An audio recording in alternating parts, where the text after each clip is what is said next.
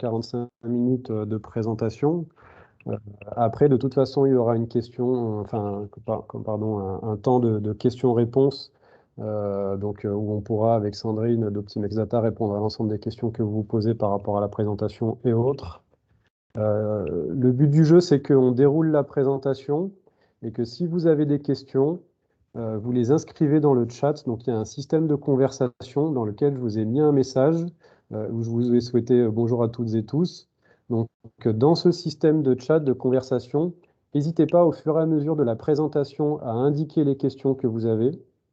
Et du coup, l'ensemble de ces questions seront reprises à la fin. Et du coup, on apportera les réponses à toutes les questions qui seront posées. Donc voilà, vous posez les questions dans le système de chat de conversation. On les reprend à la fin avec Sandrine pour répondre à chacune d'entre elles. Et il y aura de toute façon un temps d'échange où vous pourrez allumer vos micros à la fin. Le but du jeu, c'est que pendant la présentation, vous éteigniez vos micros, voilà, pour que la présentation se déroule correctement et qu'il n'y ait pas de perturbation de ce côté-là. Allez, bah, si c'est bon pour tout le monde, du coup, moi, je vais commencer. Donc, je vais peut-être laisser Sandrine se présenter aussi rapidement avant qu'on commence. Merci Florent. Donc bonjour tout le monde, je suis Sandrine Riosec, donc je suis dirigeante de la société Optimex Data. On accompagne plusieurs types de structures, aussi bien le public mais également les entreprises, donc sur le secteur privé, pour les aider à se mettre en conformité au niveau du RGPD, donc à travers plusieurs axes, de la formation, des audits, donc un accompagnement ponctuel et un accompagnement sur de la plus longue durée. Voilà. Merci. Merci. Donc aujourd'hui, les différents thèmes qu'on va aborder, un petit peu le programme sur le temps qu'on va passer ensemble. Voilà, moi je vais intervenir au départ sur ce qu'on va appeler la définition et les champs d'application du RGPD. Il s'agissait quand même de les rappeler, de repréciser ce qu'on entendait par là. Et du coup, avec Sandrine, on avait réfléchi sur un contenu qui soit adapté à vous, TPE, artisans, commerçants.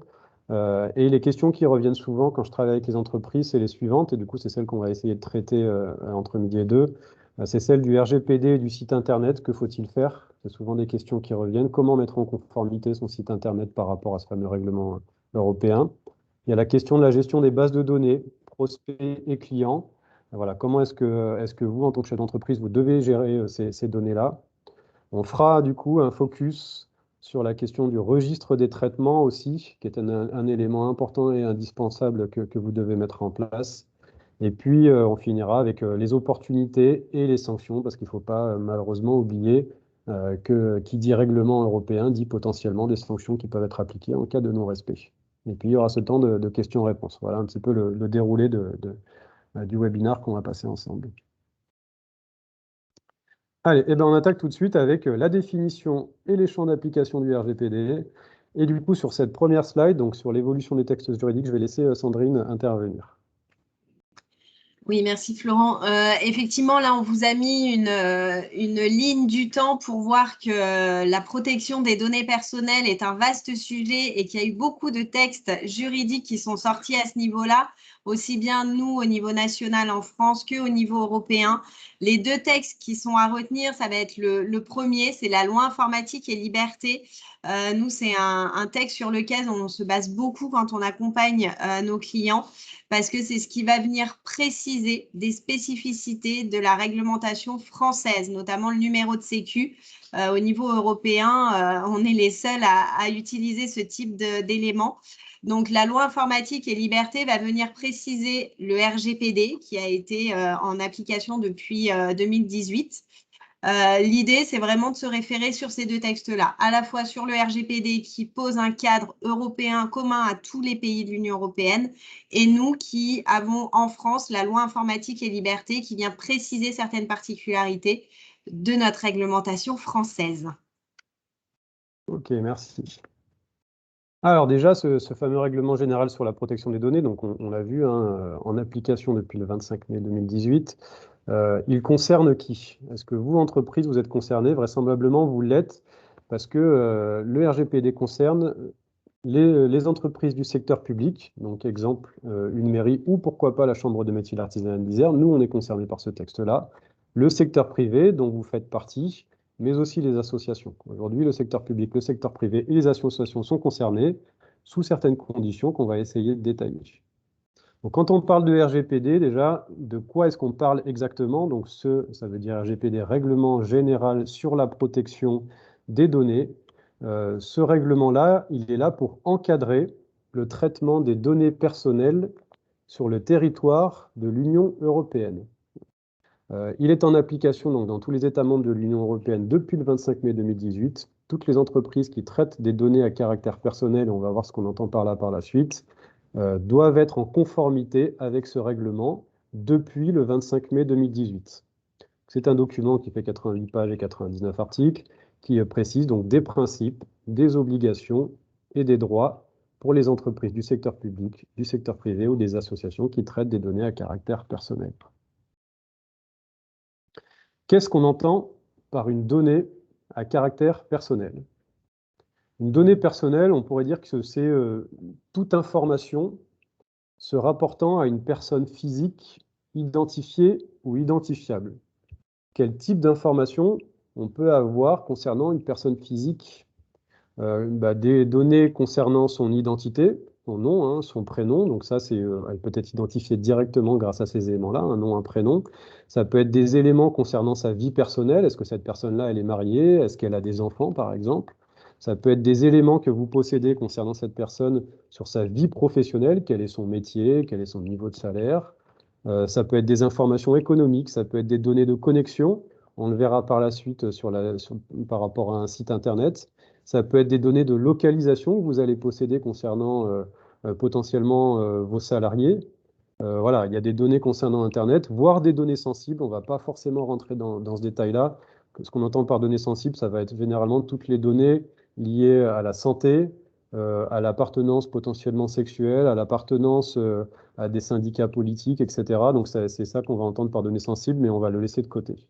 Donc à partir du moment où vous possédez des données à caractère personnel sur une personne physique, quelles que soient les données qu'on a identifiées ici, voilà, vous rentrez dans le, dans le spectre de ce fameux RGPD. Au-delà de la possession de cette fameuse donnée à caractère personnel, cette donnée personnelle, la question qui se pose derrière, ça va être celle du traitement des données. À savoir, qu'est-ce que vous faites des données que vous possédez sur les personnes physiques, quelles que soient les données qu'on vient d'identifier. C'est la question du traitement des données. Un traitement de données personnelles, nous dit la CNIL, c'est une opération ou un ensemble d'opérations portant sur des données personnelles, quel que soit le procédé utilisé, que ce soit la collecte, l'enregistrement, l'organisation ou sa conservation. Exemple, donc je vous ai mis ici 3 exemples. Vous possédez des données de géolocalisation. Le traitement que vous en faites pour le moment, c'est la collecte de ces données-là, via par exemple une flotte de véhicules avec des GPS intégrés. Vous collectez des adresses email, le traitement que vous en faites, c'est le stockage. Donc vous allez potentiellement stocker des adresses email professionnelles, généralement on a le nom, prénom, ou des adresses mail personnelles. Ou vous possédez des données clients, donc quel est le traitement que vous en faites? C'est leur utilisation et leur archivage dans un dossier client ou dans un logiciel spécifique, par exemple de Vifacture, ou alors même sur du papier, hein, on le verra par la suite. Donc ce qu'on appelle le traitement de données, encore une fois, c'est toutes les opérations que vous allez effectuer sur les données à caractère personnel que vous possédez. Et enfin, à partir du moment où vous collectez des données à caractère personnel, où vous les traitez, c'est bien dans un objectif spécifique, c'est ce qu'on appelle une finalité. Parce que tout traitement de données doit avoir un objectif, une finalité, c'est-à-dire que vous ne pouvez pas posséder ou collecter des données à caractère personnel simplement au cas où ça vous serait utile un jour. À chaque traitement de données doit absolument être assigné un but, et un but qui doit forcément être légal et légitime au regard de votre activité professionnelle. C'est-à-dire que si vous collectez des données à caractère personnel, si vous les traitez, c'est bien parce que vous en avez une finalité. Exemple, donc on va avoir 3 exemples, on va reprendre les mêmes. Vous possédez des données à caractère personnel de géolocalisation pour la collecte et la flotte de véhicules avec GPS. L'objectif, la finalité de traitement, c'est bien d'avoir un suivi de la position du véhicule en temps réel. Pour récolter des adresses email, l'objectif, c'est bien d'envoyer des emailing ou des newsletters potentiellement à vos clients ou à vos prospects. C'est la finalité du traitement. Vous possédez des données clients. L'objectif, c'est l'exécution des missions, exemple, réaliser du devis ou de la facture, ou alors réaliser de la livraison. Donc voilà, il y a trois choses. Il y a bien la donnée à caractère personnel, quel traitement vous en faites et quelle en est la finalité. Donc tout ça doit bien sûr respecter, encore une fois, la loi et être légitime au regard de votre activité professionnelle. OK. Une fois qu'on a traité ces questions-là, du coup, on arrive sur le thème de voilà, règlement général sur la protection protection des données, site internet, que faut-il faire? Et du coup, je vais laisser la main à Sandrine sur ces aspects. Merci. Du coup, je reprends la main. Donc, effectivement, là, l'idée, c'est de regarder avec vous des sujets plus concrets que les notions qui ont été expliquées par Florent. Je pense que parmi vous, la majorité ont des sites internet. C'est l'élément de communication qui est le plus récurrent auprès des TPE, artisans, commerçants. Donc, ce qui est important, c'est de savoir que vos sites internet doivent être conformes au RGPD. Mais qu'est-ce que ça veut dire un site internet conforme au RGPD? La première chose, c'est la gestion des cookies. Je ne sais pas si vous avez vu passer dans les actualités, il y avait une dernière date butoir que la CNIL a indiqué. C'était au 31 mars 2021. Tous les sites internet devaient être mis en conformité par rapport au RGPD. Concrètement, le point le plus important, c'est la gestion des cookies. Alors, avant d'aller plus en détail sur gérer les cookies, pour les gérer, il faut savoir qu'est-ce qu'on entend par cookies. Alors, il y a les gâteaux qui sont super bons, mais ce n'est pas ça sur un site internet. Les cookies, en fait, c'est des petits fichiers temporaires qui viennent se déposer sur les ordinateurs, qui viennent faire des statistiques. Donc, notamment, si vous avez des Google Analytics, ce sont des cookies. Ça vous permet, alors vous ou une personne webmaster, d'avoir des stats sur le nombre de visites de votre site, quelles pages sont les plus visitées, éventuellement d'où viennent les visiteurs avant d'arriver sur votre site internet. Enfin voilà, c'est tout un ensemble d'éléments, de comportements qui vont être récupérés et analysés. Donc, un cookies est une donnée personnelle, puisqu'on sait ce que l'internaute est venu faire sur votre site, combien de temps il y est resté. On va aussi retrouver dans les cookies tout ce qui est en lien avec les réseaux sociaux. Si vous avez sur votre page internet un lien vers votre page Facebook ou peut-être sur du professionnel LinkedIn, là aussi, il y a des cookies derrière pour faire le lien entre les différents sites. Donc, au niveau du RGPD et la loi informatique, ils ont statué sur le fait qu'un utilisateur doit avoir la possibilité de refuser d'avoir des statistiques sur son comportement et sur ses actions qu'il fait quand il vient visiter votre site internet. Donc, on doit lui laisser la possibilité de s'opposer à la collecte et au traitement des cookies. Donc, normalement, vous avez dû voir apparaître sur tous les sites internet les fameux bandeaux qui, des fois, font la moitié de la page internet et si on ne clique pas dessus, on ne peut pas voir le site en lui-même. Ce bandeau doit comprendre 3 boutons. J'accepte, donc je suis internaute, j'accepte qu'il y ait des données qui soient collectées sur mon compte, ou carrément je refuse, ou laisser la possibilité de choisir quels cookies.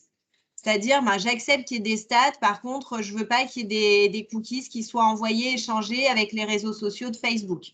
Donc, on doit avoir la possibilité de paramétrer les cookies qu'on accepte ou qu'on refuse.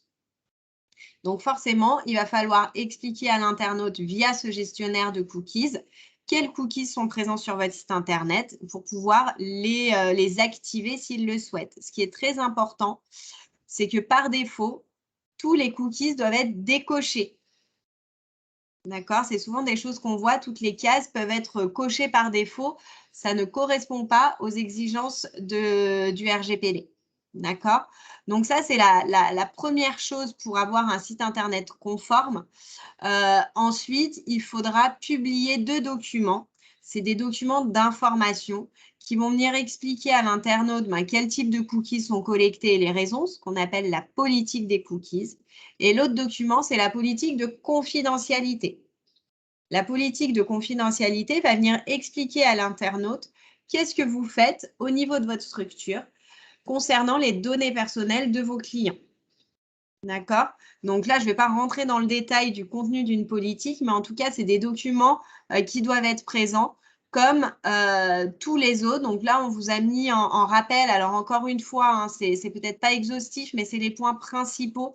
Qu'est-ce qu'on doit retrouver dans les mentions légales? On doit retrouver toutes ces informations qui sont listées. Et donc, en lien avec le RGPD, c'est les derniers points, donc cookies et données personnelles qui doivent être indiquées sur votre site Internet. D'accord? Donc ça, c'est effectivement un petit peu de paperasse, mais qui doivent être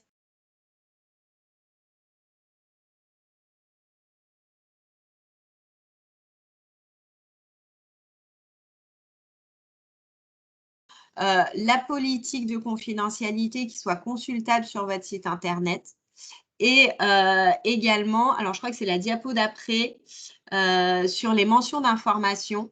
Donc, si jamais vous avez des formulaires de contact où vous demandez nom, prénom, où vous demandez une inscription à une newsletter, il va falloir spécifier via une mention d'information combien de temps vous allez conserver ces données.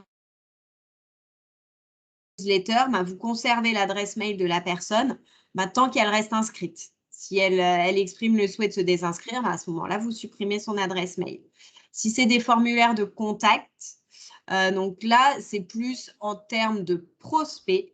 Donc, ils vont renseigner leur nom, prénom, les coordonnées pour pouvoir répondre à leurs questions et leurs questions. Donc là, il va aussi falloir leur dire combien de temps vous allez conserver ces informations-là et qu'est-ce que vous allez en faire. Clairement, c'est répondre à leurs questions. D'accord? Donc, quand la CNIL va potentiellement analyser un site Internet, ils vont regarder ces différents points-là et s'assurer que ce soit conforme. On a fait un petit cas particulier sur la vente en ligne. Je ne sais pas si parmi tout le monde, si parmi les participants, vous avez des sites marchands. Il faut savoir qu'au niveau des solutions de vente en ligne, normalement, il y a un petit plugin, un petit outil qui vous permet de gérer les achats en ligne. En général, c'est eux qui vont conserver ou stocker de façon temporaire les coordonnées bancaires. Normalement, ce n'est pas géré sur votre site Internet. Donc ça, c'est des points sur lesquels il faut être vigilant par rapport au choix des solutions d'achat en ligne. Il y en a certaines qui sont plus ou moins respectueuses des données personnelles.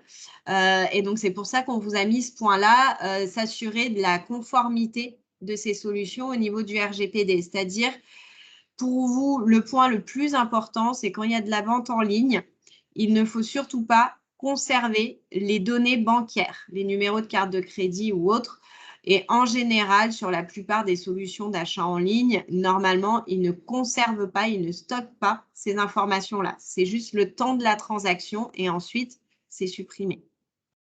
Je vais me permettre, Sandrine, juste Oui. une petite aparté par rapport à la gestion des cookies sur les sites Internet. Une petite aparté technique. Souvent, on se demande du coup, mais comment est-ce que je vais venir implanter ce fameux bandeau des cookies? Où est-ce que je peux le trouver? Alors là, il va falloir voir, soit vous avez un webmaster, donc quelqu'un qui gère votre site Internet, et du coup, il faut lui demander expressément d'installer un bandeau des cookies qui respecte la réglementation. Donc c'est lui qui va aller chercher le petit module qui va l'installer et qui va faire en sorte qu'il soit respectueux de la réglementation.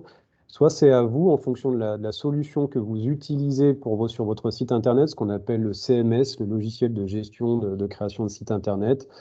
Si j'en évoque, je pense que vous devez en connaître, WordPress, Joomla ou PrestaShop.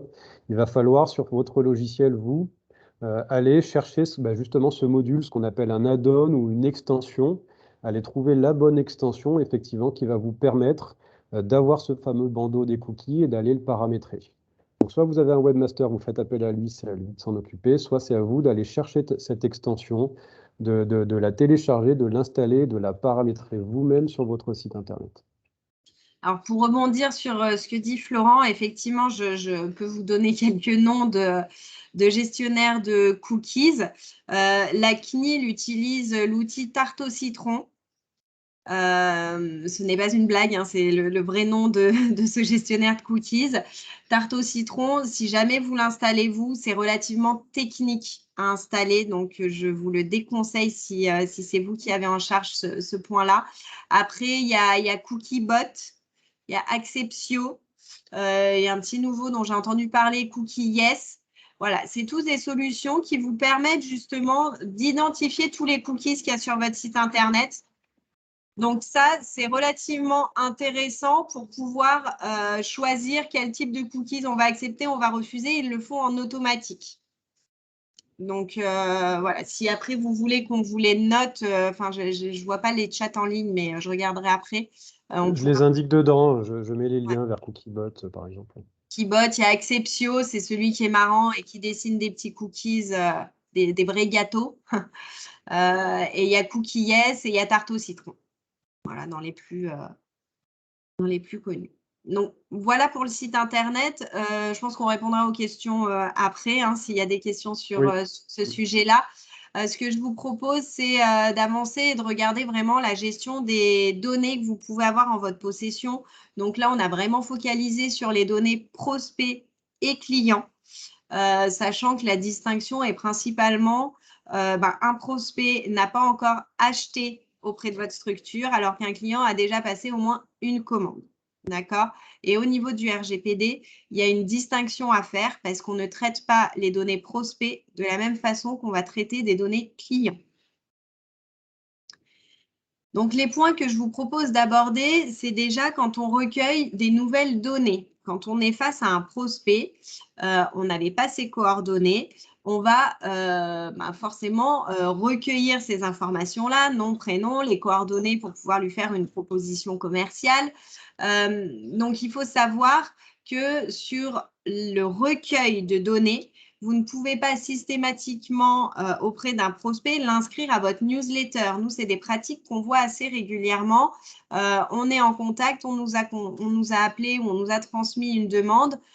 C'est qu'il est intéressé par notre société et on l'inscrit d'office à la newsletter. D'accord? Il va falloir obtenir son accord avant de le faire.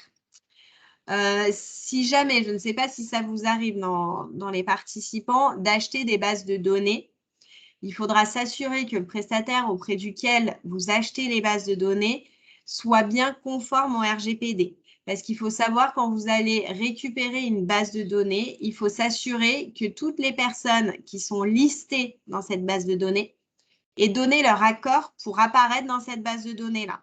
Sinon, vous serez co-responsable, c'est-à-dire que vous n'aurez pas vérifié que cette base de données a bien obtenu tous les consentements, donc tous les accords des personnes.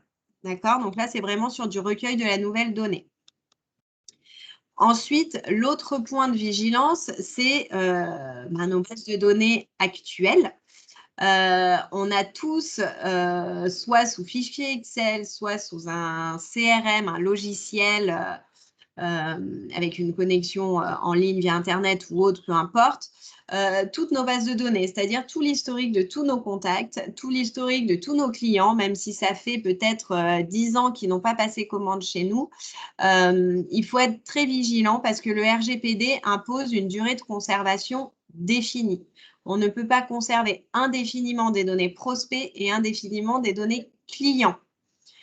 Le RGPD et donc la CNIL recommandent des durées de conservation. On recommande en général de conserver 2 ans les données prospects. Or, 2 ans à partir du moment où on a eu un dernier échange avec le prospect. Donc, un échange n'est pas un monologue. Je tiens à le souligner parce qu'il y a certains clients des fois qu'on accompagne qui disent on n'a qu'à lui renvoyer un mail juste avant les 2 ans, puis comme ça, on repart pour 2 ans. Il faut qu'il y ait un échange, un aller-retour avec le client, enfin avec le prospect. Donc, il faut savoir que des données prospects, si vous n'avez plus de contact avec ce prospect depuis 2 ans, il faut le supprimer de vos bases. Pour ça, ça veut dire qu'il faut un outil qui nous permette d'identifier cette date de dernière relation. Et les bases existantes clients, Donc, si c'est un client avec lequel vous avez des relations régulières, il n'y a pas de souci. Bien évidemment, vous conservez ces données. Par contre, c'est les clients avec lesquels vous n'avez peut-être plus de relations ou qui a passé une commande il y a un certain temps. La CNIL recommande de conserver 5 ans les données clients à partir de la fin du contrat ou à partir de la fin de la prestation. Donc, si vous avez réalisé une prestation chez un client, on est en 2021, donc en 2016, donc cette année, normalement, s'il n'a pas repassé commande depuis, il faudrait le supprimer de vos bases de données à partir de l'année prochaine. Donc ça, c'est des choses qui sont importantes à mettre à jour. Certaines structures, des fois, envoient un mailing pour savoir exactement. Oui, super. Je vois que ouais, il y a la CNIL qui a mis à jour ses durées de conservation.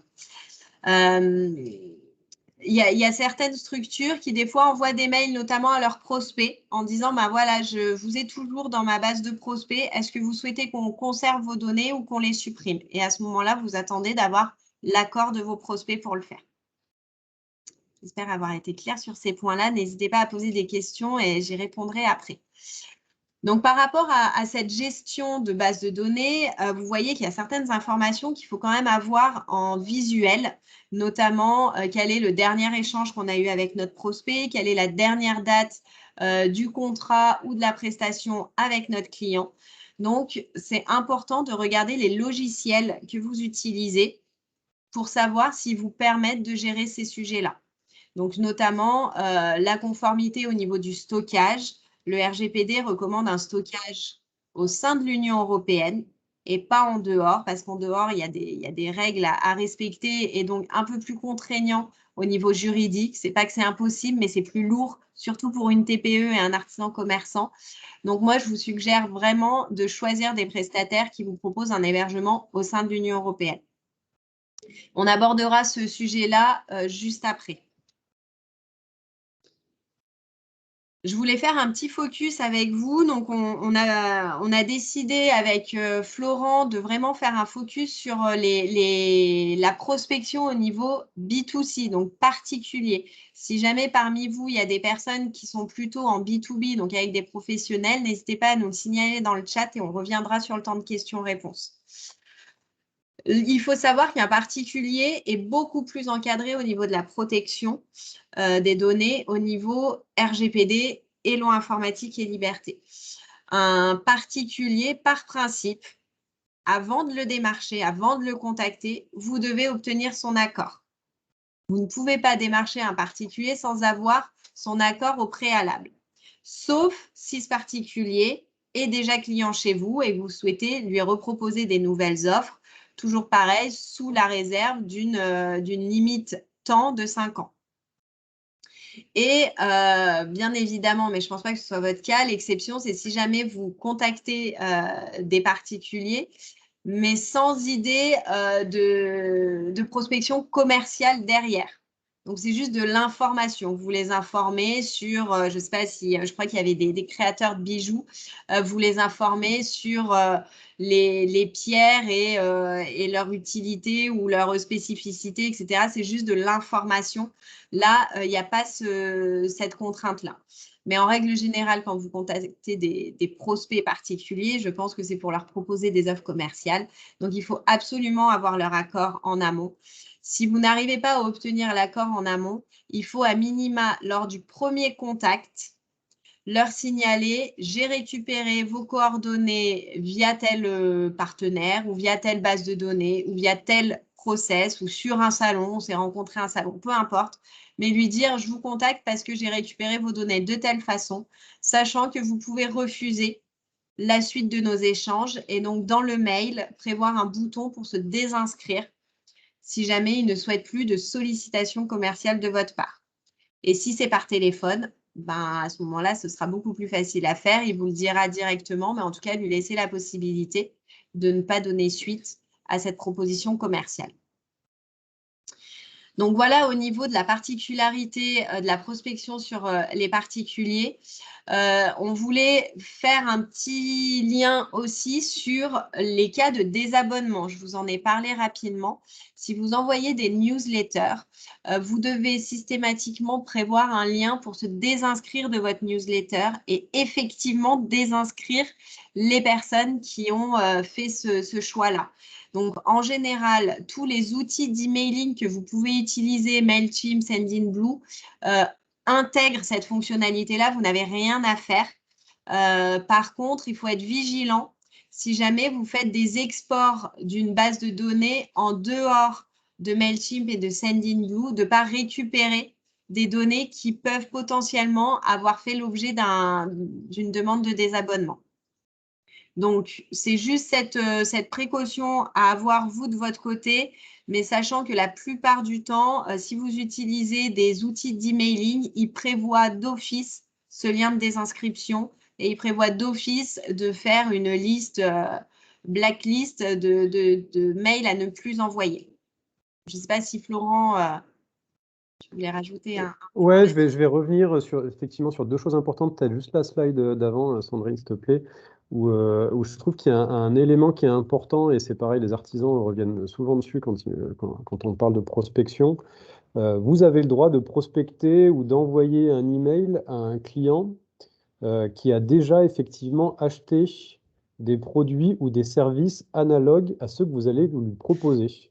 Donc, un client qui, une fois, vous a acheté, je dis n'importe quoi, un bijou, un vêtement ou peu importe, vous avez le droit de lui envoyer un email sans avoir son accord écrit ou d'avoir un accord tacite, entre guillemets, parce qu'il vous a déjà acheté ce type de produit ou ce type de service.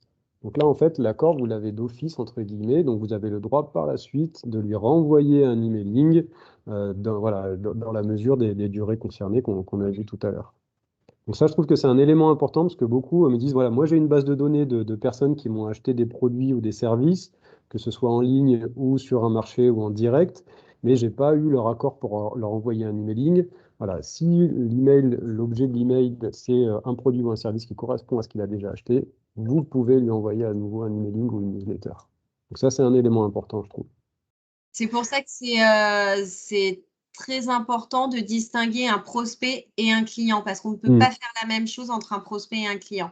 Le Exactement. client, effectivement, vous pouvez lui renvoyer dans les délais de conservation, mais dans les 5 ans, vous pouvez lui renvoyer un mail sans avoir son accord. Par contre, un prospect, vous devez obligatoirement l'en informer et avoir son accord ou lui donner la possibilité de se désabonner. Et effectivement, sur les questions de désabonnement, il y a quelque chose d'important aussi à faire parce que quand vous allez utiliser vos propres boîtes mail, alors ce qui au-delà de ça n'est normalement surtout pas à faire, ne surtout pas faire utiliser votre propre boîte mail pour envoyer de l'emailing en masse, ne serait-ce qu'à 50 ou 100 personnes. Il faudrait utiliser des logiciels spécifiques, mais aussi parce que quand vous allez envoyer un email avec votre propre boîte mail, il n'y a pas de lien de désabonnement. Et du coup, vous ne respectez pas la réglementation et la loi parce que tout emailing doit comporter un lien de désabonnement, un lien de désinscription possible pour l'internaute qui le reçoit. C'est pour ça il faudrait utiliser des logiciels spécifiques, des logiciels pour envoyer de l'emailing. On en a évoqué deux, Sendinblue ou Mailchimp, qui sont des logiciels qui sont gratuits jusqu'à une certaine limite. Donc, vous pouvez envoyer, je prends l'exemple de Sendinblue, jusqu'à 300 emails par jour. Donc, généralement, c'est largement suffisant pour vous. Et ces logiciels-là vont comporter automatiquement, effectivement, des liens de désinscription ou de désabonnement et vont automatiquement désinscrire les gens. Donc, quand vous allez envoyer à nouveau un email à votre base de données, si une personne s'est désinscrite au préalable, elle ne recevra pas le futur email, donc vous n'avez pas à faire cette manipulation manuellement. Tout à fait. Voilà. Je chercherai après quand il y a des cas de questions-réponses. Nous, on avait fait un tableau comparatif de logiciels, il me semble, d'emailing. On avait fait de visioconférences, etc. Donc, éventuellement, je les rajouterai dans le chat en ligne. Donc, voilà sur ces sujets de prospection commerciale. Ensuite, l'autre point, c'était sur les fameux logiciels métiers que vous pouvez utiliser. Donc, bien évidemment, vu qu'on est sur un webinaire qui parle du RGPD, il faut s'assurer qu'ils vous garantissent de la conformité au niveau du RGPD. Mais en plus, de votre côté, il faut vérifier tous ces points-là, donc les 3 autres points. C'est la notion d'hébergement.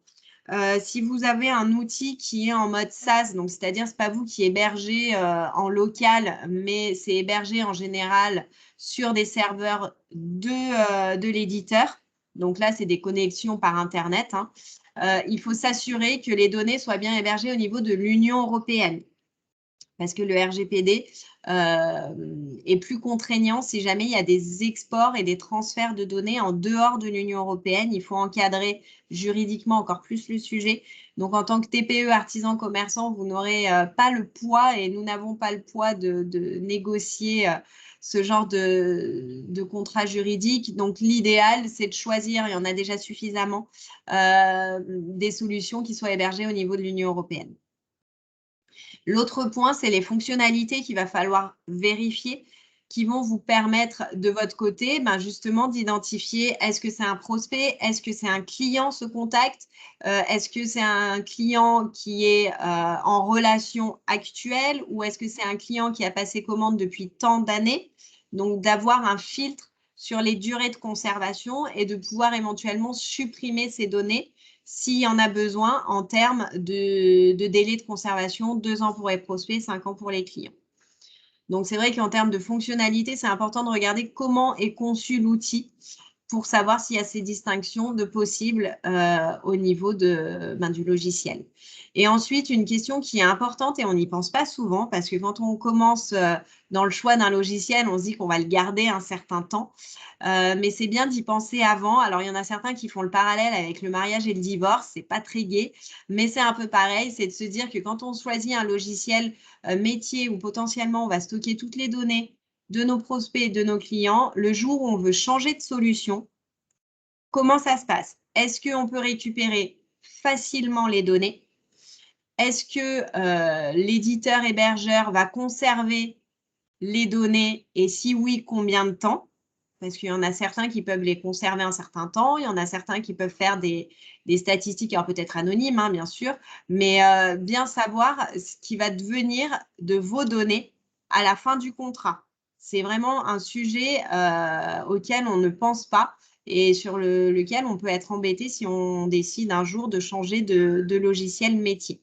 Donc là, c'est vraiment ces 4 points-là sur lesquels il faut être vigilant pour justement choisir des outils qui ne soient pas contraignants et qui vous facilitent la gestion, notamment de la durée de conservation et de la conformité au RGPD. Ce qui est important aussi, je ne vais peut-être pas rentrer trop dans le détail, les logiciels métiers qui sont en mode SaaS, donc qui proposent un hébergement pour votre compte, sont considérés comme des sous-traitants au sens du RGPD. Et il faut savoir qu'il y a une co-responsabilité. En gros, vous êtes responsable du choix du sous-traitant, donc du choix du logiciel que vous allez mettre en place dans votre structure. Si jamais il n'est pas conforme, il y a une co-responsabilité. En cas de contrôle, vous pouvez également être sanctionné par la CNIL au même niveau que l'éditeur et l'hébergeur. Donc voilà sur toutes les notions de gestion de données, prospects et clients. Je vous propose maintenant de basculer sur le registre des traitements. Le registre des traitements, au niveau de nos clients, c'est un document qui fait souvent peur. Effectivement, avec le RGPD, on a l'obligation de tenir un registre des traitements. C'est un document qui va venir lister toutes les données que vous collectez, que vous traitez, toutes les finalités, donc pourquoi vous le faites, le nom des traitements, etc. C'est ce qui va vous permettre de justifier à tout moment de votre cartographie et de votre conformité au RGPD. Je vous ai mis, oui, je mettrai le lien du modèle de la CNIL dans le chat, parce que la CNIL propose un modèle. Donc, le registre des traitements est constitué de ces différentes thématiques. Donc, vous pouvez voir qu'il y a beaucoup de sujets à aborder, mais c'est assez exhaustif. Ils vont vous demander quelles sont les finalités donc, des traitements, pourquoi vous le faites, quel type de personnes sont concernées. Est-ce que c'est des données relatives à vos clients, à vos salariés, à vos partenaires, à vos fournisseurs? Quelles sont les données vraiment que vous gérez, de la donnée vie perso, vie professionnelle, information économique. Combien de temps vous les stockez? Parce qu'il faut définir une durée de conservation. Quelles sont les catégories de destinataires? Si jamais vous transmettez ces données, par exemple, les factures, vous allez les transmettre à votre expert comptable.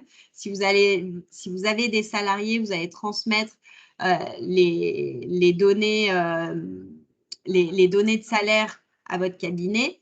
Donc, qui sont les destinataires? Si jamais vous faites des transferts en dehors de l'Union européenne, il faudra l'indiquer. Tout ce qui est mesures de sécurité, donc sécurité physique et informatique. Hein. C'est pas parce qu'on parle de RGPD que tout est numérique en ce moment, que vous n'avez pas encore des données papier. Les données papier et les dossiers papier sont concernés par le RGPD. Donc, il faut garantir un niveau de sécurité en termes d'accès aux données numériques et aux données papier. Et identifier les potentiels sous-traitants. Donc, comme un expert comptable, comme un hébergeur de solutions logicielles. Voilà. Donc, toutes ces informations, d'ailleurs, il y est le lien modèle de registre, il y est dessus.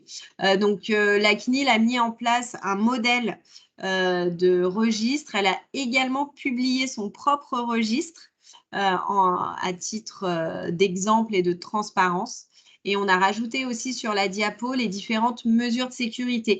En gros, c'est une checklist, il y a 17 points de contrôle. Ça vous permettra de parcourir ces sujets-là et voir, notamment en termes de sauvegarde, en termes de mots de passe, etc., ce que vous avez pu mettre en place et ce qui serait bien de mettre en place si vous ne l'avez pas fait. Donc, c'est vrai que c'est un document assez conséquent et assez lourd à faire, mais c'est celui qui va vous permettre de prouver votre conformité et d'avoir identifié tout le périmètre de ce que vous faites au niveau des données personnelles. On va finir sur tout ce qui est opportunités et sanctions. Donc, quand même, vous parlez d'une… alors, ouais, c'est bon, ça s'affiche. Des opportunités. Nous, c'est vrai qu'à notre niveau, quand on accompagne nos clients, on aime bien leur dire qu'il ne faut pas voir uniquement le RGPD comme une contrainte, comme le risque des sanctions dont je vais vous parler juste après. Il faut plutôt l'envisager comme une opportunité dans le sens où ça va permettre de se poser des questions par rapport à la sécurité de nos données. C'est-à-dire que à ce jour, les clients pour lesquels vous travaillez, avec qui vous travaillez, ils vont vous confier un certain nombre de données qui les concernent personnellement. Et donc, ça va vous permettre de mettre en place des systèmes qui vont sécuriser à minima les données qui vous sont confiées. Le plus, ça va être aussi la réputation. Il y en a beaucoup qui, une fois la mise en conformité effectuée, communiquent dessus en disant, voilà, quand vous venez faire affaire avec nous, on prend soin des données que vous nous confiez. Et en termes d'image, c'est un vrai plus, notamment sur les sites Internet. Il faut savoir que notamment les particuliers et même les professionnels sont de plus en plus sensibles à ce qui est mis en place par rapport aux données personnelles. Et également en termes d'organisation, qui dit se poser des questions sur la sécurité, sur les process existants, ça va peut-être vous permettre de revoir à minima des process internes pour davantage sécuriser peut-être la transmission d'éléments avec le cabinet comptable, de sécuriser les post-it avec les mots de passe qui sont mis directement sur le PC. Enfin voilà, tous ces petits gestes du quotidien qui au final sont un risque sur les données personnelles de vos clients ou éventuellement de vos salariés. Donc, c'est vrai que nous, on essaye vraiment de le voir comme un côté positif parce que dans tous les cas, on est obligé d'y passer dès lors qu'on a des données personnelles. Donc, autant essayer d'en retirer du positif plutôt que de le vivre comme une contrainte. Après, quand on parle du RGPD, on ne peut malheureusement pas échapper au rappel des sanctions. Donc, si jamais il y a des manquements face aux exigences du RGPD et de la loi informatique et liberté, il peut y avoir des sanctions financières. Donc, ça va de 2 à 4% du chiffre d'affaires et c'est plafonné. Enfin, non, ce n'est pas plafonné, c'est 10 millions d'euros ou 20 millions d'euros, sachant qu'ils prennent les montants les plus élevés. Donc, si 4% du chiffre d'affaires, c'est au-delà de 20 millions d'euros, on prendra les 4% du chiffre d'affaires. Donc, bien évidemment, vous êtes très peu concerné par ces montants-là. C'est notamment pour contrer les GAFAM, donc les gros du marché, qui pour eux, quand ils avaient une amende de 100 000 euros, ça leur faisait ni chaud ni froid. Encore une fois, il y a l'aspect financier, mais il y a aussi l'aspect pénal. Le RGPD prévoit jusqu'à 5 ans d'emprisonnement pour le responsable de traitement, donc principalement le dirigeant ou les dirigeants. Ce qu'on dit souvent pour rassurer les gens, bien évidemment, vu la taille de votre structure, alors c'est pas péjoratif, hein, mais en tant que TPE, artisan, commerçant, avant que la CNIL vienne vous contrôler et vienne regarder si vous êtes en conformité ou pas, je pense que vous avez de la marge à ce niveau-là. Nous, ce qu'on dit, c'est surtout le risque dans vos relations commerciales. C'est-à-dire qu'on voit beaucoup, nous, maintenant, de nos clients qui peuvent perdre des contrats, qui peuvent perdre des prestations parce qu'ils n'ont pas mis en avant, ils n'ont pas mis leur conformité RGPD en avant ou ils ne l'ont pas fait du tout. Et des fois, ça a des risques, notamment, alors je ne sais pas si ça fait partie des participants, quand on répond à des appels d'offres, on le voit de plus en plus dans des appels d'offres, de rajouter cette conformité RGPD. Donc, nous, on le voit plus dans notre quotidien, dans le quotidien professionnel des clients. C'est un risque plus économique dans les relations commerciales plutôt que du montant de la sanction de la CNIL. Sachant que pour vous rassurer, s'il y a besoin de vous rassurer encore, si jamais vous avez un contrôle de la CNIL et qui constate qu'il y a des manquements par rapport à vos obligations, ils vont vous laisser un délai de mise à jour. Donc, vous avez, alors ça dépend du manquement, mais vous avez quelques mois pour vous mettre en conformité. Ils reviennent au bout de ce délai-là. Si jamais rien n'a été fait, à ce moment-là, il y aura sanction. Donc, en gros, c'est ce qu'on appelle des mises en demeure. Vous avez quand même du temps pour vous retourner et pour faire le nécessaire pour se mettre en conformité. Donc, on a vraiment tendance à rassurer à ce niveau-là sur tout ce qui va être sanction. Je vous ai également rajouté le bilan de la CNIL sur 2020, l'année 2020 qui a été particulière pour tout le monde. Donc là, c'est le nombre d'agents. Donc, on voit qu'ils sont très peu d'agents au final pour pouvoir contrôler toutes les structures. Ce qui est surtout intéressant, c'est, alors là, c'est écrit en tout petit, alors je vais me le reprendre en gros, parce que je ne vois pas tous les chiffres et je ne les connais pas par cœur. C'est qu'il y a eu au total, donc là, c'est le 13 000, à peu près 13 600 plaintes qui ont été déposées auprès de la CNIL. Sur les 13 600 plaintes déposées auprès de la CNIL, il y a eu 9 000 contrôles poussés pour les structures. Ensuite, en termes de contrôle, il y a eu 49 mises en demeure. Donc, c'est ce que je vous disais, c'est laisser un laps de temps pour se corriger. Et sur ces 49 mises en demeure, il y a eu seulement 14 sanctions. Donc, au final, on voit que sur tous ces contrôles-là, avant d'arriver à la sanction, on a quand même une grosse perte et que les structures qui se sont fait contrôler et qui ont eu des mises en demeure ont eu le temps pour corriger les défauts, on va dire, ou les manques par rapport aux exigences du RGPD, de la loi informatique et liberté. Je pense qu'on va s'arrêter là. Si jamais vous avez des questions, n'hésitez pas à les poser sur le chat. Je vais laisser Florent finir sur cette diapo. Merci beaucoup, Sandrine. Effectivement, on va reprendre de toute façon l'ensemble des questions du chat juste après. Donc voilà, si certaines entreprises du coup participantes souhaitent aller plus loin avec la Chambre de métiers de l'Isère sur le thème du numérique, alors je vous parle de deux choses différentes. Sur le thème du numérique en général, on est en mesure aujourd'hui de vous proposer la réalisation de diagnostics numériques. Et du coup, le thème du RGPD est englobé dedans. Ce qu'on appelle diagnostic numérique, c'est un état des lieux complet qu'on réalise avec vous sur l'usage du numérique que vous avez dans votre entreprise. Donc voilà, c'est bénéficier de ce regard externe de la part d'experts du numérique pour la Chambre des métiers de l'Isère. Voilà, c'est un état des lieux complet sur 1 heure et demie. Et on aborde aussi le thème du RGPD, c'est-à-dire qu'on vous pose des questions un petit peu là-dessus. Où est-ce que vous en êtes? Est-ce que vous tenez à jour un registre des traitements? Est-ce que votre site internet a mis en place le bandeau cookie comme il faut? Comment vous exploitez vos bases de données? Est-ce qu'elles sont sécurisées? Voilà, ça fait partie du diagnostic numérique qu'on est en mesure de vous proposer. On fait un état des lieux complet de l'usage, où on fait des préconisations. Et après, on peut aller encore plus loin avec de l'accompagnement individuel.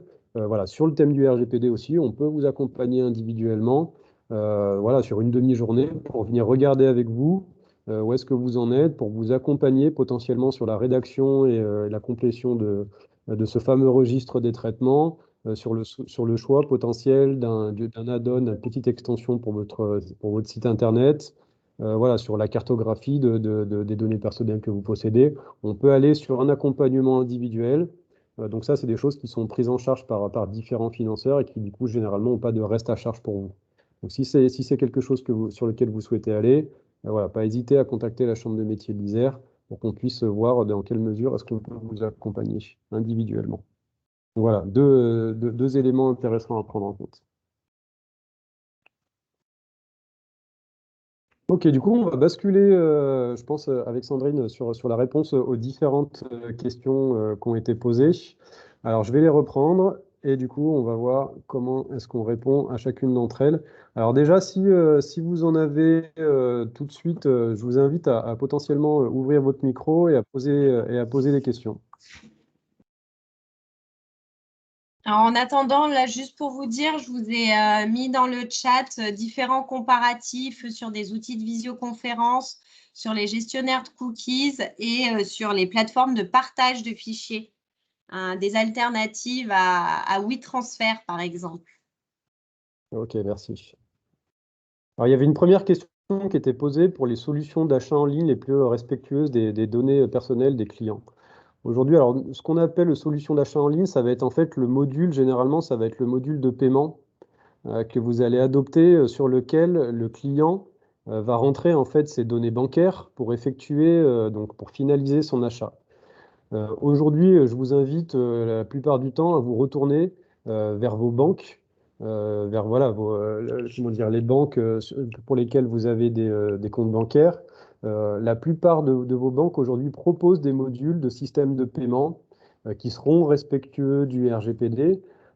Donc déjà, ça peut être une première solution. Après, il y a d'autres solutions que vous allez pouvoir adopter sur le marché, type PayPal ou Stripe qui, je pense aussi, voilà. Alors du coup là, il y a comment dire, il y a de la conservation de données en dehors de l'Union européenne, donc il va falloir effectivement potentiellement aller regarder auprès de ces solutions-là si malgré tout elles sont conformes. Mais je vous invite dans un premier temps effectivement à vous rapprocher de vos banques qui quasiment toutes vont vous proposer des solutions de système de paiement pour vos sites internet de vente en ligne. Tout à fait.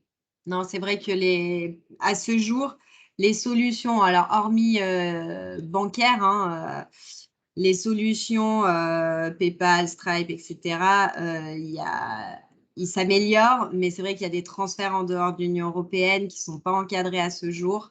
Et il faut être très vigilant sur ces solutions-là. Même si en termes de fonctionnalité, elles sont au top, je pense que c'est bien, effectivement, comme dit Florent, de se retourner déjà vers votre banque et de voir ce qui peut être mis en place. Ok. Delphine a peut-être une question. Je vous invite potentiellement à ouvrir votre micro, à activer votre micro pour poser votre question en direct. Oui, merci. C'est moi qui avais posé la première question.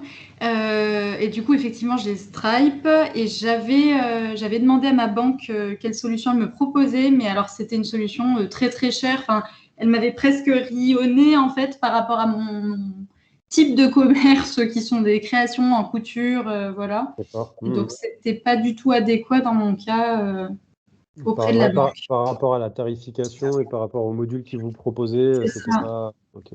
Ouais. Donc là, ouais, il n'y a pas 1000 solutions. Effectivement, je sais que les banques aujourd'hui, les solutions sont toutes un peu plus chères que ces gros mastodontes type PayPal ou Stripe qui sont très très peu chers. Donc voilà, là, il n'y a pas de meilleure solution effectivement, à part dire, voilà, je vais peut-être payer plus cher pour avoir une solution qui respectera la réglementation. ou moins cher, mais potentiellement, il peut y avoir du transfert hors Union européenne, quoi. Après, je vous invite à regarder, parce que c'est sûr qu'économiquement, c'est un gros facteur, à regarder sur les paramètres, parce que des fois, par défaut, ils ont des paramètres relativement ouverts en termes de conservation, etc. Donc, vous avez dit que vous utilisez Stripe, hein, c'est Oui, ça? ouais. Donc, regardez si au niveau des paramètres qui peuvent être bien cachés, si vous ne pouvez pas limiter la conservation, alors l'export, enfin le transfert en dehors de l'Union européenne, non, ça vous ne pourrez pas, mais au moins la conservation des informations bancaires. Ok, ok, merci. Merci beaucoup. Et c'est vous Du aussi, coup, Delphine, qui avez posé la suivante. J'en ai oui, posé deux, trois, oui. Oui. quelles données est-on légalement obligé de demander au client pour une vente ou une prestation? Alors, Alors du coup, moi je dirais quelles données est-on obligé de demander légalement? Je prendrais la question peut-être à l'inverse, Sandrine, à savoir lesquelles, comment dire, lesquelles je n'ai pas le droit de demander si j'effectue une vente, voilà, parce que ça ne sera pas en rapport avec la prestation ou la vente que je vais effectuer. Enfin, je sais pas. en fait, la question, effectivement, elle est à prendre dans l'autre sens. C'est pas quelles données est-on légalement obligé de demander, c'est en gros de quelles données avez-vous besoin pour réaliser la prestation chez votre client. Mm, mm. C'est plutôt la tournée comme ça. Donc, je ne sais pas ce que vous faites, Delphine, comme activité, mais principalement, ce sera les coordonnées de la personne, donc nom, prénom pour avoir un interlocuteur, un mail pour lui envoyer la confirmation de son achat en ligne et potentiellement, s'il y a besoin, un numéro de téléphone pour la livraison. Je ne sais Ouais. pas. Mais Je voilà. pense que je m'étais un peu égarée, et je sortais du sujet parce que, effectivement, c'était bien au sens dont je l'ai posé que je voulais vous demander. C'était par rapport aux factures et aux choses comme ça, mais du coup, on sort du sujet de. Sur Ouais, une facture, ouais. ouais, non, ouais, du coup, voilà, pardon. Ok. Mais en gros, il faut vraiment se poser la question de quelles informations j'ai besoin pour répondre à cette demande Oui. et ça répondra à la question. Alors, pas sur la facture, mais sur Ouais. Ok, merci beaucoup. Donc c'est vrai que si on prenait un peu la question qu'on a tournée au ridicule, si quelqu'un va vous acheter effectivement une création textile, je dis n'importe quoi, un t-shirt, vous allez lui demander son nom, prénom, effectivement, pour avoir un interlocuteur, potentiellement une adresse email pour la confirmation comment dire, de la vente. Vous allez lui demander son adresse postale pour lui faire la livraison, mais vous n'allez pas lui demander son orientation sexuelle, ou vous n'allez pas lui demander combien elle a d'enfants, par exemple. Je le Oui, tourne au oui. ridicule, hein. Mais voilà, il faut se dire de quelles informations j'ai besoin pour Mener réaliser à la bien. vente et mener à bien la prestation de service qui m'est demandée.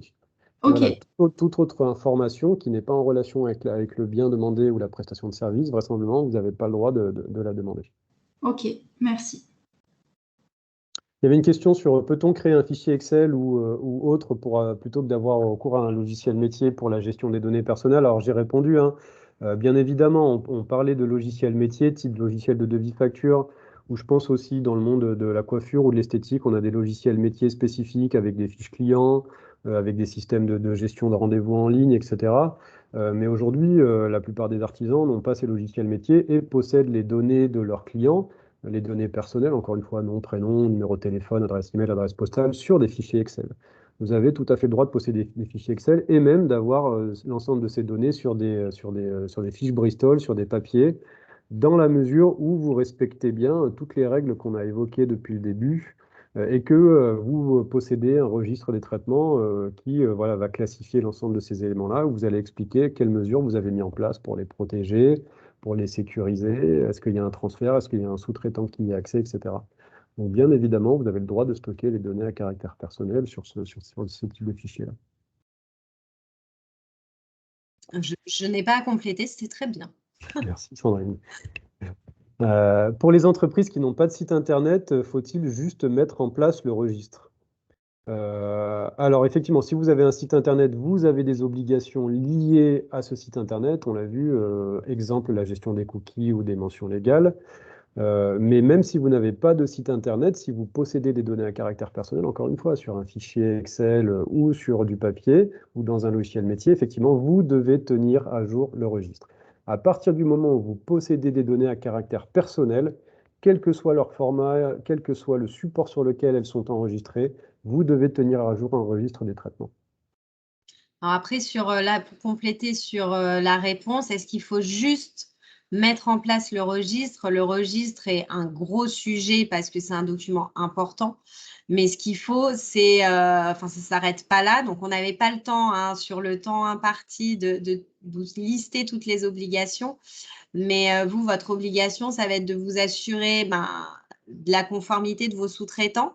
C'est ce que j'évoquais, hein, lors de la présentation. Par exemple, je ne sais pas si vous avez un cabinet d'expertise comptable, être sûr qu'il soit conforme. C'est s'assurer dans vos pratiques, je ne sais pas s'il y a des partages de données, d'être vigilant sur la façon dont vous les partagez. Il y a plein de sujets. Alors, je ne connais pas votre activité, mais peut-être que ça peut passer par de la mise à jour de contrats. Il y a pas mal de choses à voir en fait. Il y a tout ce qui touche aux droits des personnes, être sûr que vos clients peuvent faire valoir leurs droits. Je ne sais pas si vous avez du RH, mais il faut s'assurer qu'au niveau RH, il y ait une mise à jour des contrats de travail. Enfin bon, bref, il n'y a pas que le registre en fait. Il y a plein d'autres choses, mais là, on a fait un focus sur les points qui nous semblaient les plus importants au niveau d'une TPE, que vous soyez artisan ou commerçant. Voilà. Est-ce que je peux recevoir l'enregistrement? Ah, il y a une question aussi sur les cabinets de formation. Donc, j'imagine tout ce qui est organisme de formation, c'est Amélie. Effectivement, sur les organismes de formation, il y a des spécificités parce que en tant qu'organisme de formation, vous avez tous les documents, notamment les conventions de formation, les attestations de présence, les questionnaires de satisfaction qui sont une obligation, questionnaire à chaud, à froid, etc. Où là, il y a des choses spécifiques à indiquer sur ces documents, notamment en termes de protection des données et d'information aux participants. Et donc, oui, il y a des particularités par rapport à ça. Je ne sais pas si Amélie est toujours là, si elle veut compléter sa question.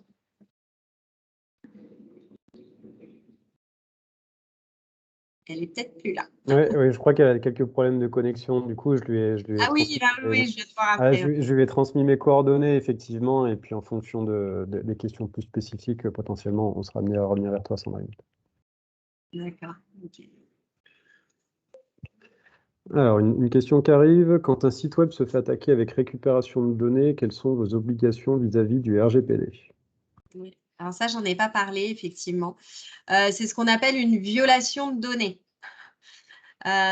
Donc, en gros, c'est une cyberattaque. Vous êtes fait pirater votre site Internet. Ils ont récupéré des données qui étaient présentes au niveau de l'hébergement du site Internet, si je comprends bien la question. Donc, à ce niveau-là, il faut savoir que le RGPD impose de notifier à la CNIL toute violation de données dans les 72 heures. Donc, si jamais ça vous est arrivé, je pense que c'est du vécu parce qu'on ne pose pas une question comme ça si ça ne nous est pas arrivé.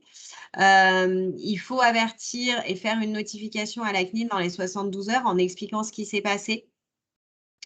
Et expliquer également dans cette notification quelles sont les mesures de correction que vous avez pu mettre en place pour éviter que ça se produise. Peut-être davantage sécuriser votre site Internet, peut-être éviter de stocker des données directement sur le site Internet, mais plutôt de faire un export et de les stocker ailleurs. Enfin, voilà. Donc, les obligations, la première, ça va être de notifier la CNIL dans les 72 heures de cet événement. Et il n'y a pas d'obligation de notification aux personnes qui font partie du fichier client de les informer que potentiellement leurs données ont été corrompues? Notification, la gravité. D'accord. Donc, on fait des analyses de risque, nous, quand il y a une violation de données.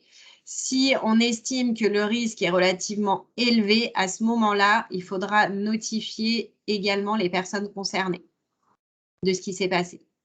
Okay. Ce n'est pas systématique. D'accord. J'ai deux mains levées, alors je ne sais pas si c'est encore le cas. Aurélise et j'ai Revelli, alors c'est peut-être Madame Revelli. Est-ce que vous avez encore des questions? Je vous invite à ouvrir votre micro si c'est le cas. Oui, vous m'entendez? On vous entend bien, super. Oui, bon, je suis Stéphanie Révelli. Oui, je n'avais pas mis mon prénom, c'est Oui. pas très joli. Effectivement, moi, j'ai pas de site internet, je suis secrétaire indépendante. Alors, il est vrai que comme j'interviens chez mes clients, forcément sur mon PC, je collecte leurs données.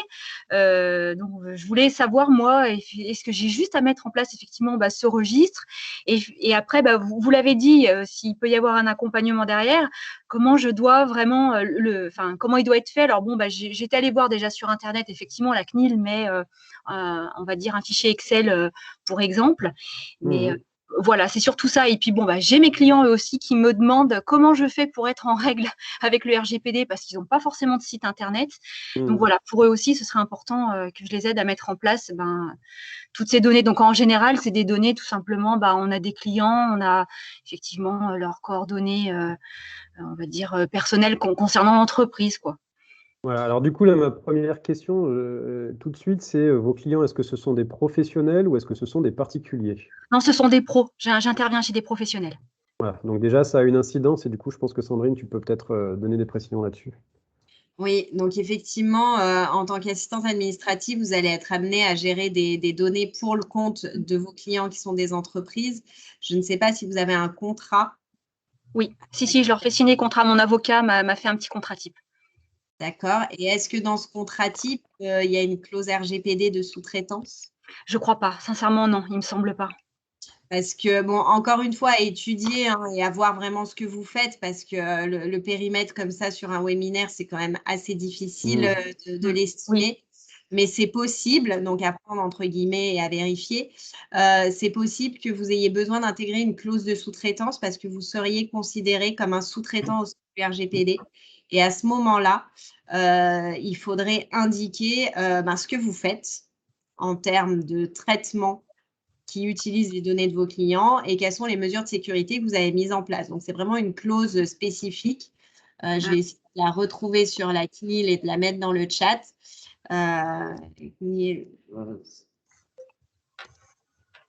Dans ce modèle. Mais effectivement, ça mériterait de mettre à jour potentiellement votre contrat ou en tout cas d'analyser s'il y a besoin. Oui. Je vous dis la clause. Alors, elle est brute. Ne prenez pas peur, je pense qu'elle est peut-être plus longue que votre contrat. Je ne connais pas votre contrat. C'est le lien des modèles de clauses avec c'est un modèle à trous en fait qu'il faut compléter. D'accord, entendu. Très bien. Après, effectivement, pour avoir, on va dire, une prise en charge un peu plus personnelle, parce que je pense que tous ceux qui sont ici, on n'a vraiment pas les mêmes activités. Donc, il est possible de voir avec la Chambre des métiers et je peux voir avec quelqu'un qui pourrait m'aider à… Voilà, c'est pour ça que tout à l'heure, j'en ai parlé. Voilà, en termes d'accompagnement individuel, moi, je suis aujourd'hui en mesure de vous accompagner sur ce thème-là. Voilà, un accompagnement de premier niveau pour voir effectivement, vérifier où est-ce que vous en êtes aujourd'hui et quelles vont être les premières actions à mettre en place. Donc, ça peut faire l'objet d'un accompagnement de premier niveau. Et après, en fonction des besoins et de la technicité, effectivement, voir est-ce qu'il vaut mieux pas se retourner là vers un spécialiste juridique et dont Optimex Data, effectivement, peut faire partie.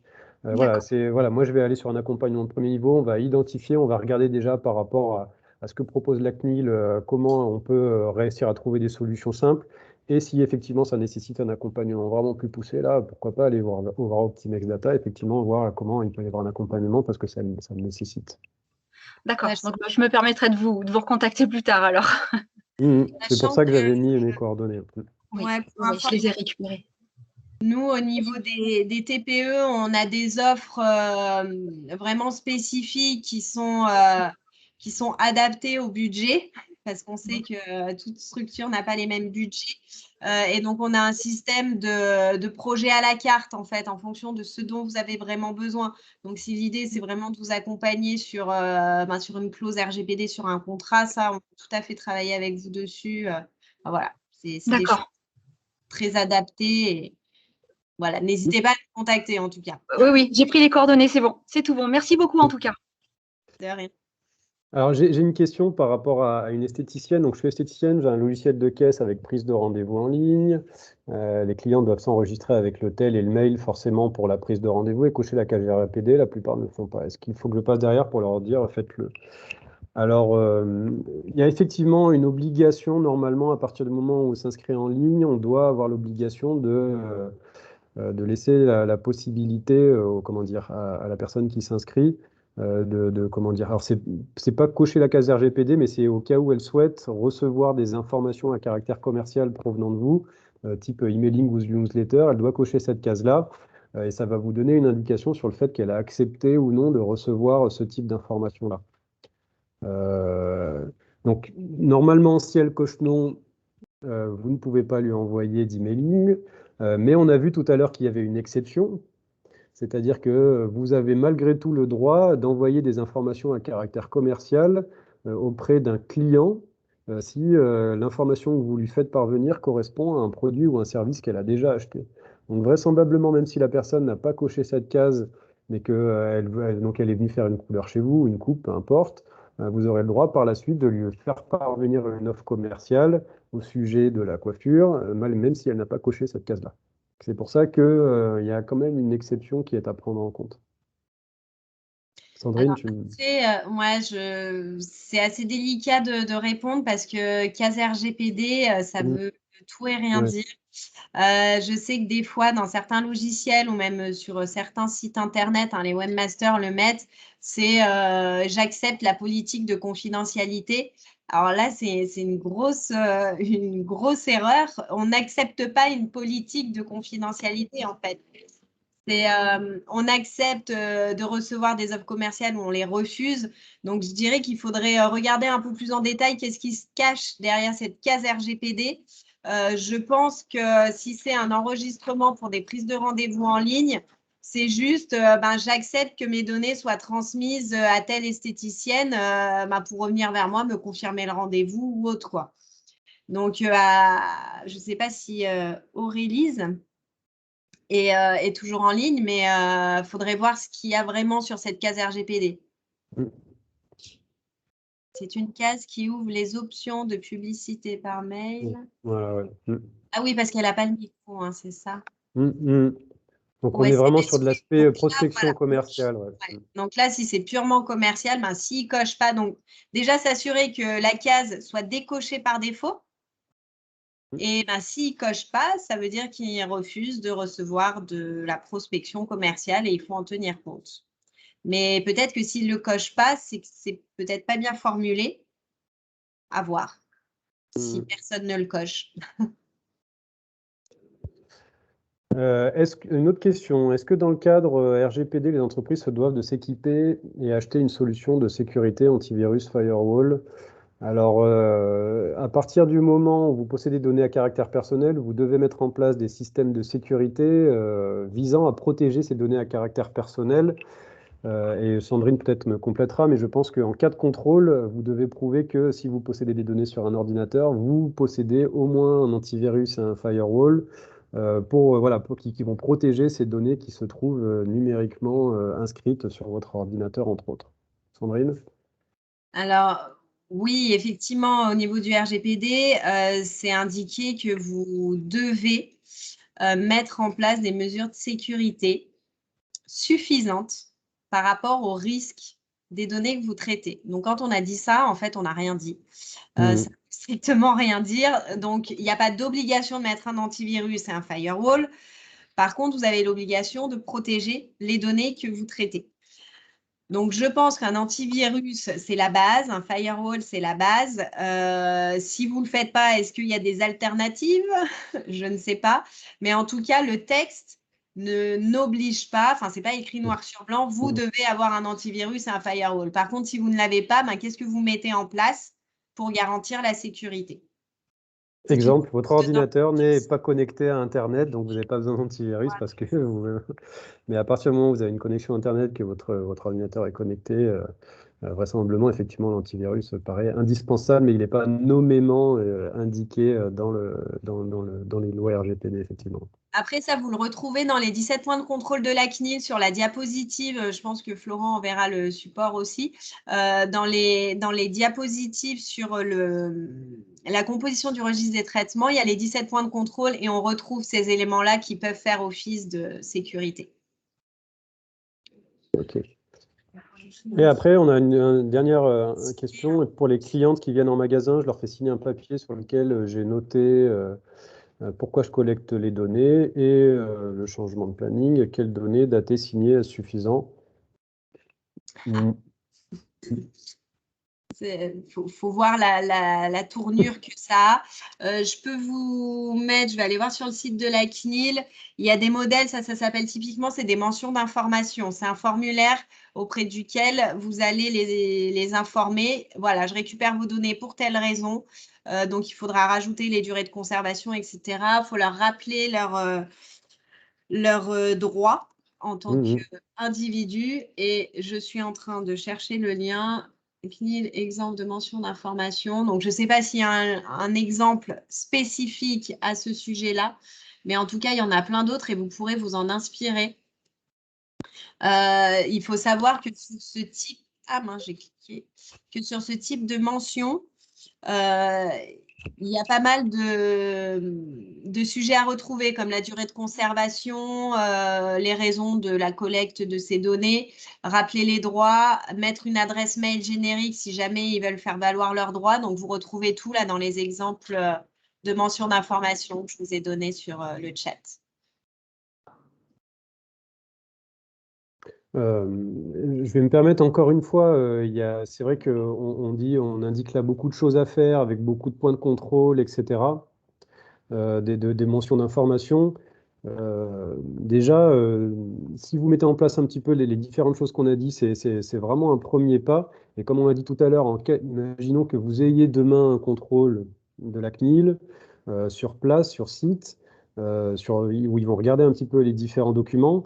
Déjà, si vous avez mis en place ce type de document où il y a déjà des mentions qui sont indiquées dessus, etc., ça sera déjà plutôt positif et potentiellement, ils vont vous dire, voilà, vous faites déjà 90% de ce qu'il faut, les 10% restants, voilà ce qu'il faut faire. Et donc, on va revenir à terme et donc, il faudra mettre en place les différents éléments. Ils ne vont pas immédiatement vous taper sur les doigts et vous mettre une amende de 2 ou 4% du chiffre d'affaires. Donc déjà, voilà, commencez à réfléchir aux différents éléments qu'on a évoqués, commencez à mettre en place les choses. Personne n'est parfait, même les plus grosses entreprises qui ont des services juridiques ne le sont pas.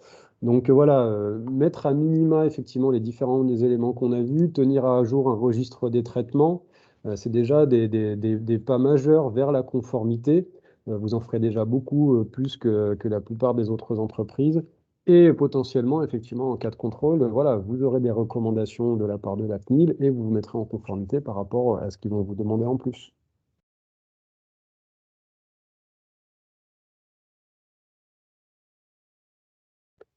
Ok, bah on est arrivé, je pense, au bout là. Ça fait une petite heure et demie. Du coup, on a eu 45 minutes de présentation et puis un bon moment d'échange. C'était vraiment très intéressant.